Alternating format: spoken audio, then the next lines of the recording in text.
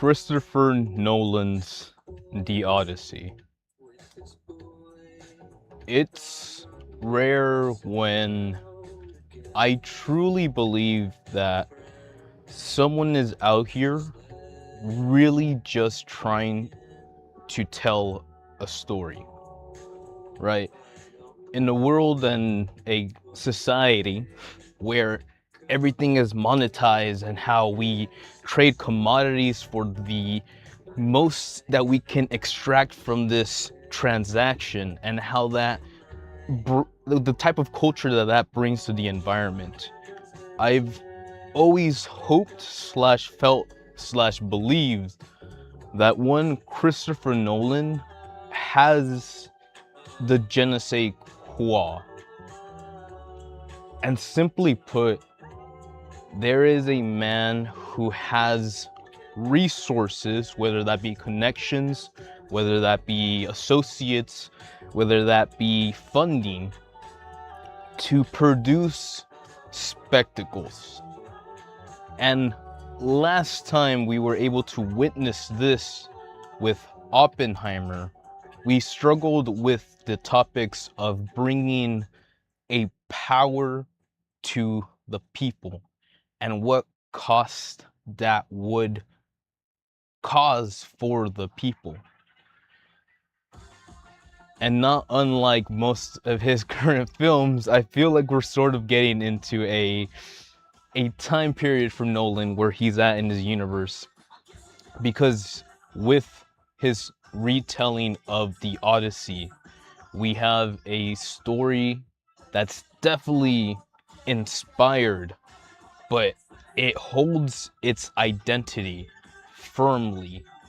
And that's only something that somebody like Christopher Nolan, who knows what he wants, doesn't necessarily know what he's going to get, but he brings every tool he needs to the table because he does not like missing a natural beat that will create the story he is searching for. And with something as daunting as mankind's original epic, if anyone were able to tackle such a daunting task, it would be the man that groundize and humanize the story of Batman. And I don't let that go easily. As someone who really has an affinity for detectives and people who are out there searching for the truth at cost that most people wouldn't even fathom. But when it comes to bringing these truths to the people, one always understands that there will always be a chain reaction. And that is what we look in. Nolan has flirted with the idea of consequences and what bringing fire to the people, as a Prometheus did, would bring to what caused the people, how that would change humanity and how that would morph things. And although it's not necessarily in your face per se, except for the final part, as a young lad, probably third grade in elementary, I'm not sure when they start forcing literature upon you, historical literature, but the Odyssey was a tale in a story that I was always fascinated by.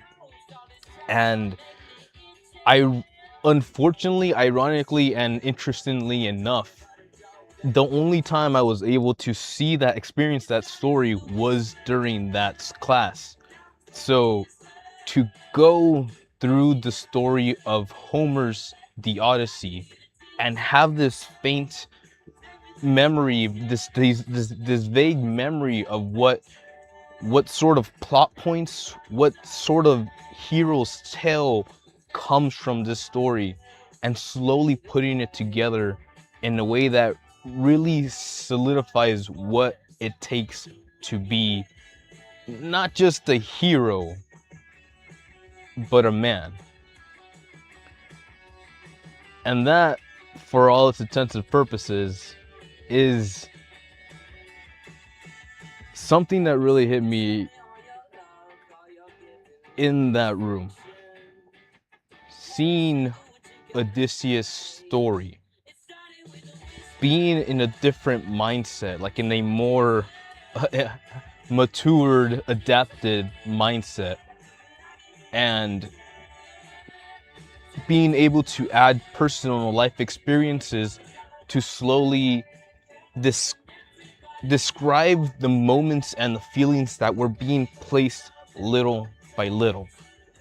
As a young lad, I understood that there was an issue.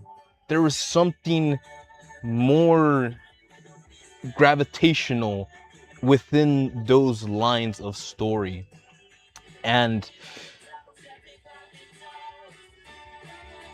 the craziest thing about this whole historical moment, if you want to put it, is the idea that there's moments in this story where we explain that Homer, being the sort of presenter, he was a performer. Yes, he was a philosopher, but he also presented. He gave the stories, if you will, a bard in his timeline.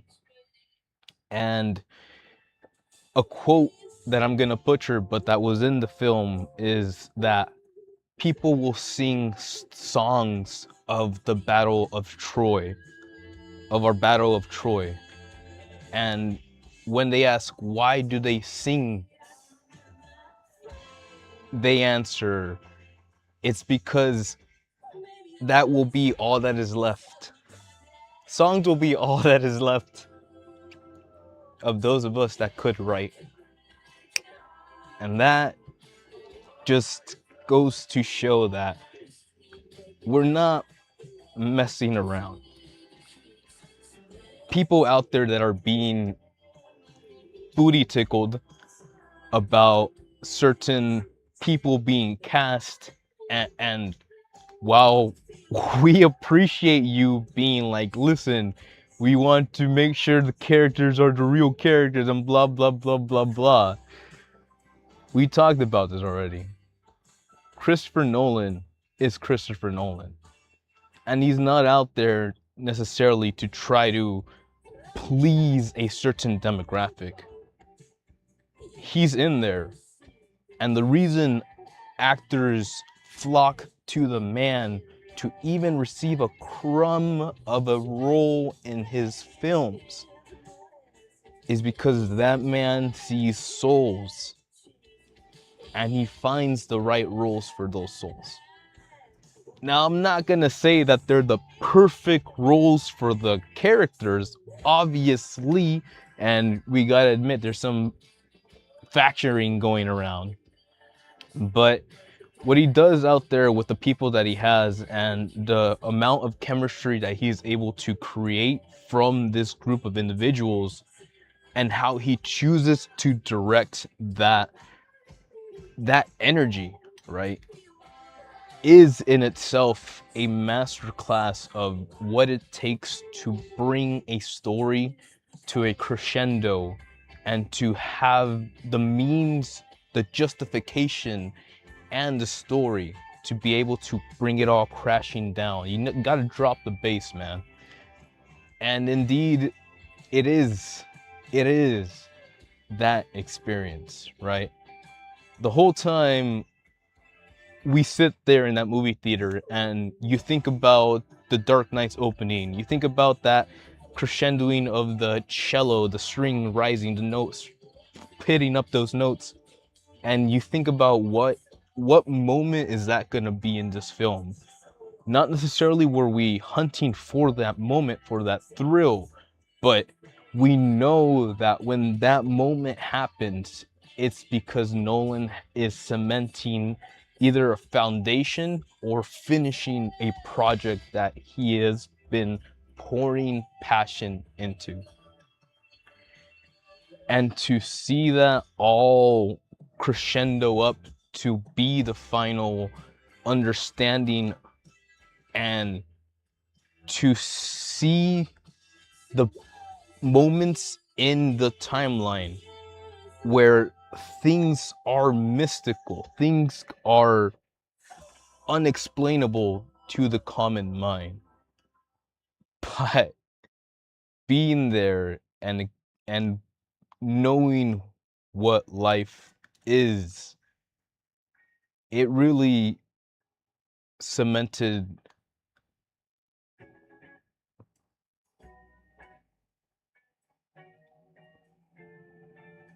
the story of the hero.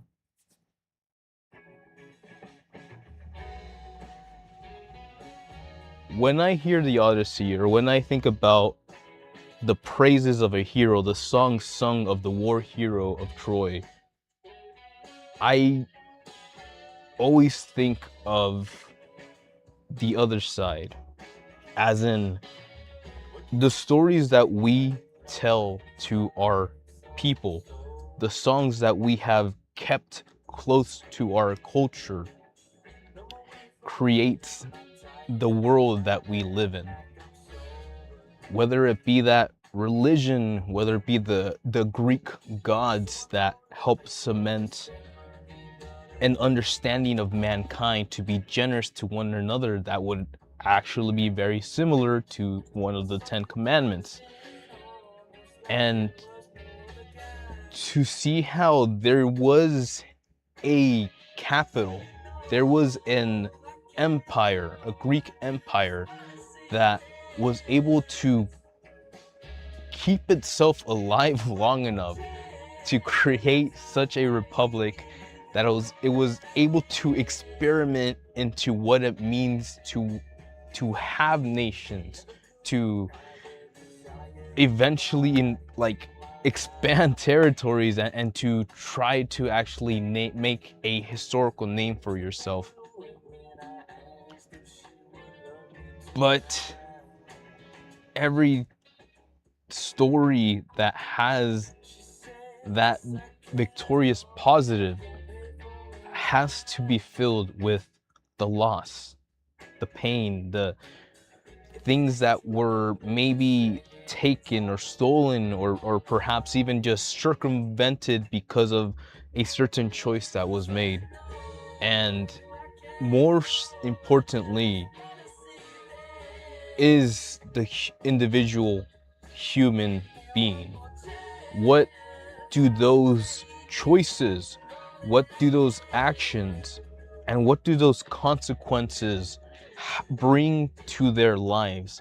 How does it weigh on a person to have command to send an order of send a platoon of troops to their death if he so utters the words, to lose command of his soldiers if he were to choose the wrong options?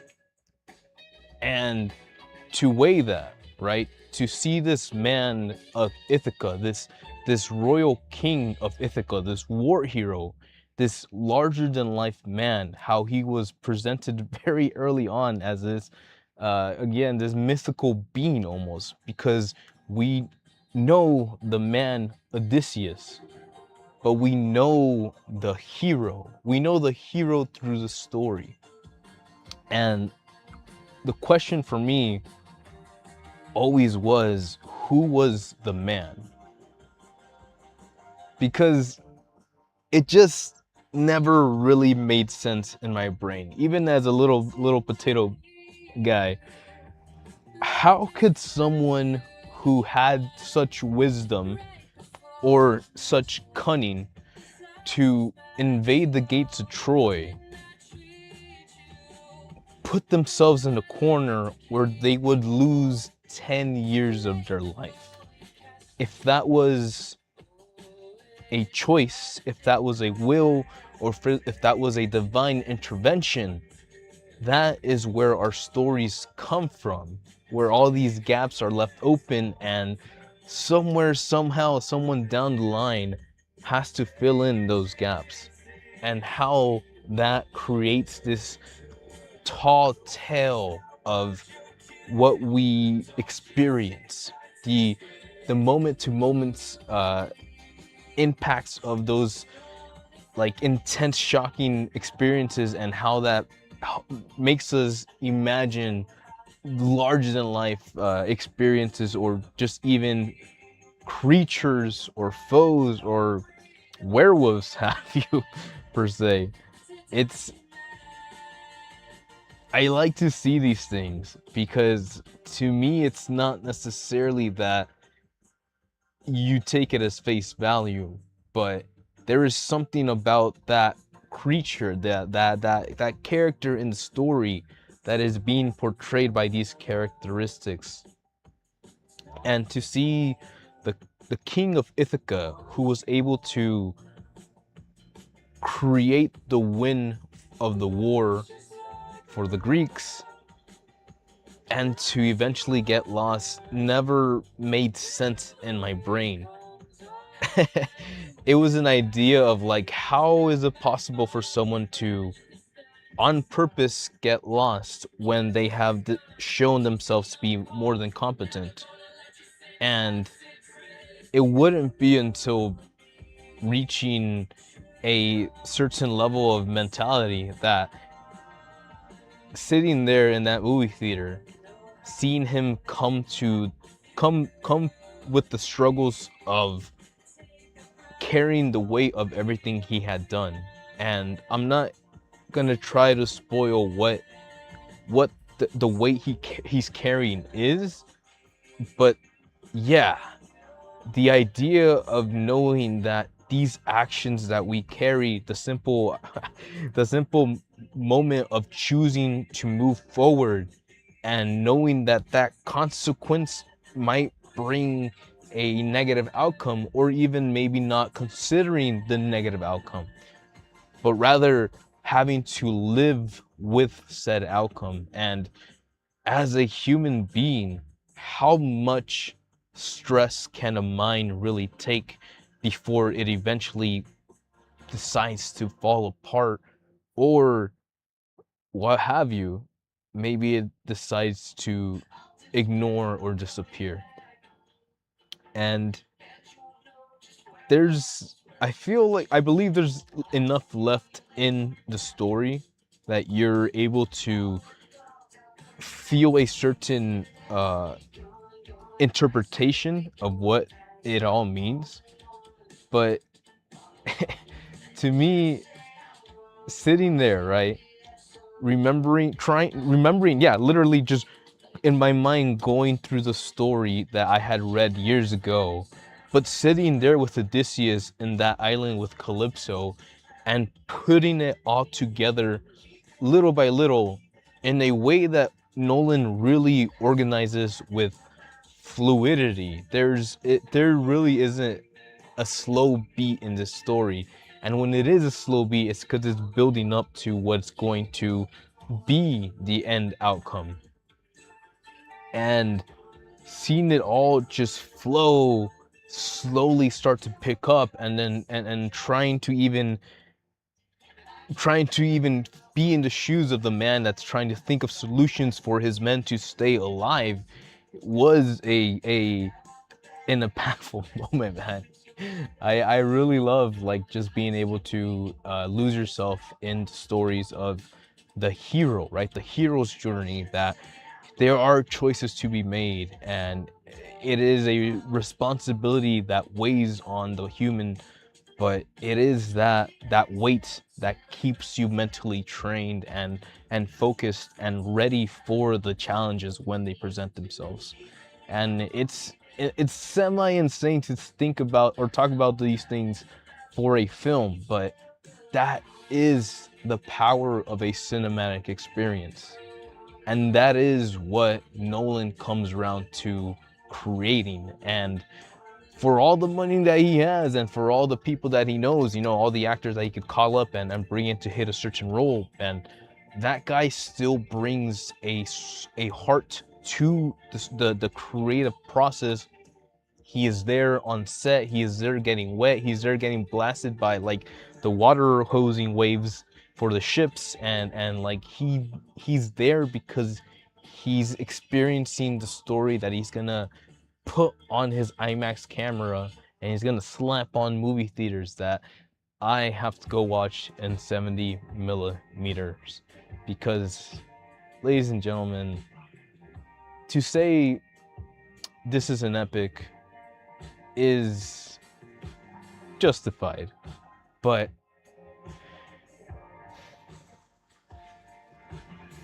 I was in that room, man, and I could see the young gentleman, because I sit in the very back because that's my spot, but I could see the young gentleman in front of me just being impacted by these choices, right? This movie gets extremely personal. We are following Odysseus. We are following his choices. We are following his regret through this film. And it's crushing because again, we've gone through Hollywood and we've seen how disappointing and disastrously stupid they have presented the male counterpart, which whatever, sure.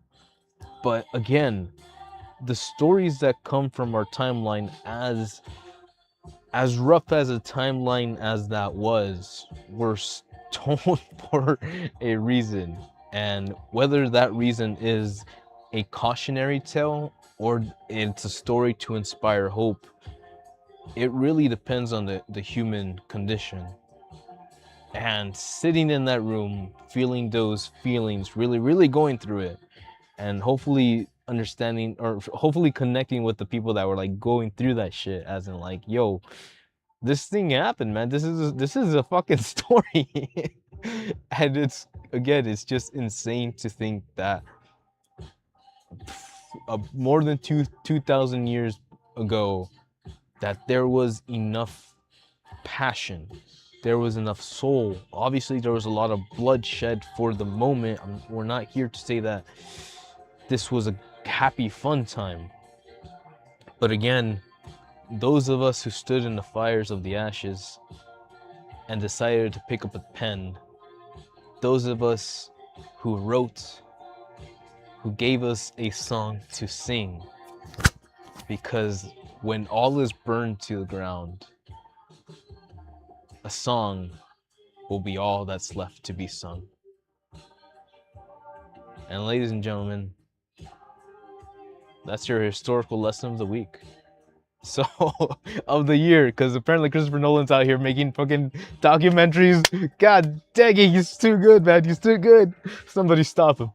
But I am gonna do my best to go watch it in 70 millimeter. It is completely sold out, and that's great. We love that. But yeah, I'm just gonna motorcycle somewhere, and then I'll figure it out. I'll have fun out there. So yeah, that's pretty much it, man. I know it's kind of crazy out here. I I don't know what else to tell you, man. If someone's out here really kind of like still complaining about the roles and the characters in this film, I'm here to tell you that they're not here to complain about the people and the roles and the blah blah blah. It's a lot deeper than that, and it's a problem. It means that you can't see past a person's skin, and that's exactly what it means. So go watch the movie, get your shit together, and I'll catch you on the next time. But until then, thanks for watching. Don't eat pig soup. And I'll see you on the next próxima mañana. But until then, hasta la próxima. Godspeed. Ja. Mata.